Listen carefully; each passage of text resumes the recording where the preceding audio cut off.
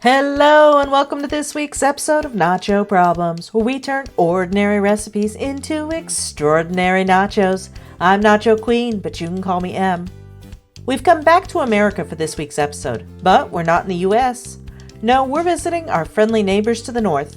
That's right, we're in Canada and we're making Beavertail Nachos. Now before you all start freaking out, no, it's not the actual tail of a beaver. It's an oblong-shaped fried pastry. And today we're making 3 different flavors of them. So let's get started. Step 1, the chips.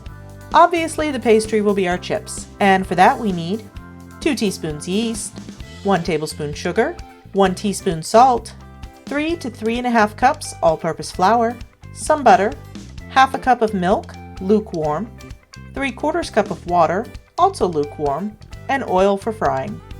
The first step cameraman somehow missed, but I added the warm water and milk to the bowl of my stand mixer and sprinkled the yeast over top. I gave it a good stir and left it to bloom for about 10 minutes. Then I added the sugar, 3 cups of flour, and salt.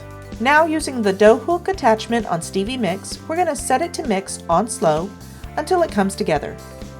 Be sure to scrape the sides, and if it's too sticky and not holding together, like this, sprinkle in some more flour just a little at a time until you have a soft, elastic dough. Now we're going to sprinkle some flour onto the counter and knead the dough for just a minute or 2. Then I'm going to take the butter and use it to coat the bottom and sides of a large bowl. Place the dough inside the bowl, cover with plastic wrap and a towel, and let sit in a warm place for about an hour. Now that it's rested, we're going to coat our counter with a little oil to keep the dough from sticking while we divide it up.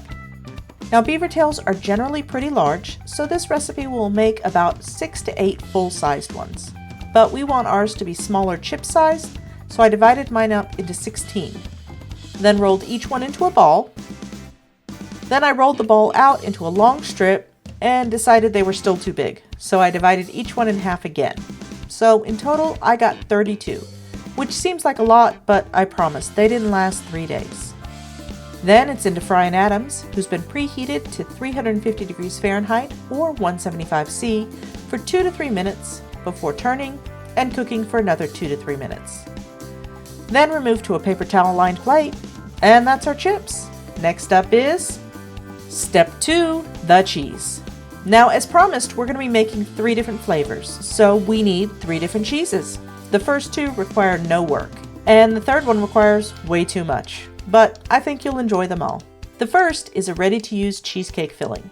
If you can't find this, then just beat about 8 ounces of cream cheese with 1 teaspoon of vanilla and 2 to 4 tablespoons of powdered sugar, depending on how sweet you like it. Our next cheese is Nutella, and if you're wondering why I have an industrial-sized tub of Nutella, it's because Youngson is a teenager with an industrial-sized appetite for Nutella. For our final cheese, I wanted something very Canadian, and so we'll be using some Canadian maple syrup. Now, while you could just drizzle this over the top, I'm going to transform it into something really special, maple cream. And the only ingredient is 2 cups of maple syrup.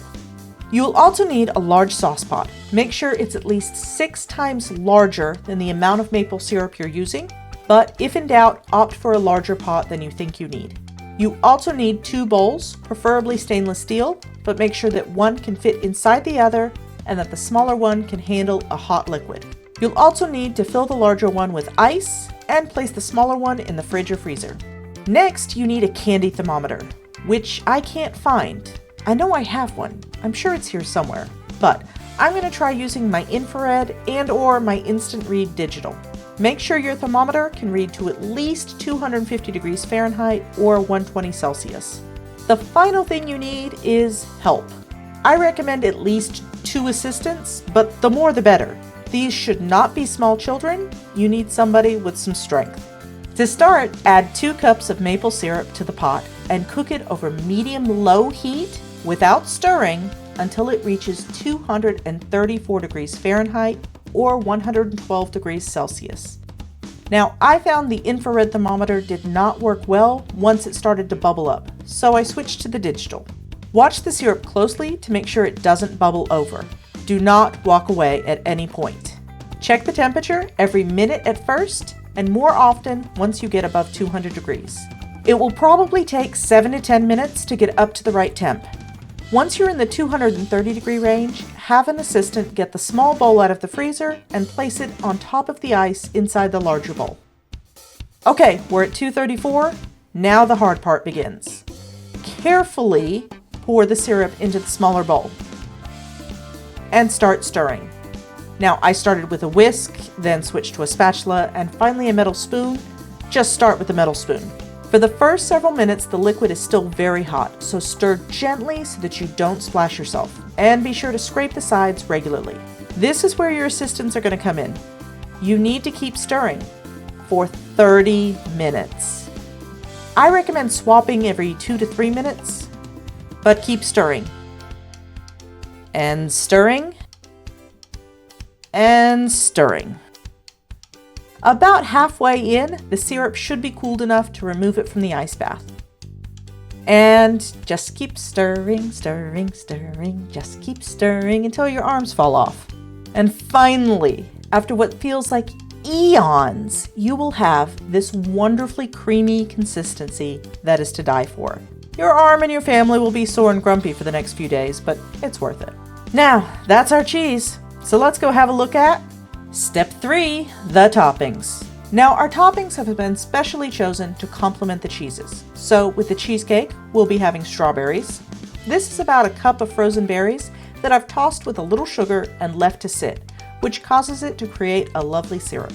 The bananas will be pairing with the Nutella, and since maple cream needs no additional sweetness, I'm adding some walnuts just for crunch. Cameraman suggested bacon as well, but cameraman always suggests bacon. Nothing to do here, so let's get to the good part. Step 4, let's eat. We'll start off by making our Nutella and banana beaver tail. Next up is strawberry cheesecake. And last, but most certainly not least, is the maple walnut. Now, there's no need for a wheel this week because we've got all the taste testers out. Youngson laid claim to the Nutella and banana, Jimmy Buffett's taking on strawberry cheesecake, and our favorite Canadian girl, the dog whisperer, is back and loving that homemade maple cream with walnuts. These were a huge hit. I highly recommend you try them, and let me know in the comments what toppings you'd use. Well, that's all for this week. I hope you enjoyed it. If so, give it a like and please consider subscribing if you want to see more nacho videos. If you have an idea for a future video, you can leave a comment below or tag me on the site previously known as Twitter. I'm at NachoProblemsYT. I've also linked my blue sky below, but you won't find me on Facebook, Instagram, or Threads. If you're looking to steal my apron, well, that's Nacho merch, but you can get your own at a link in the description.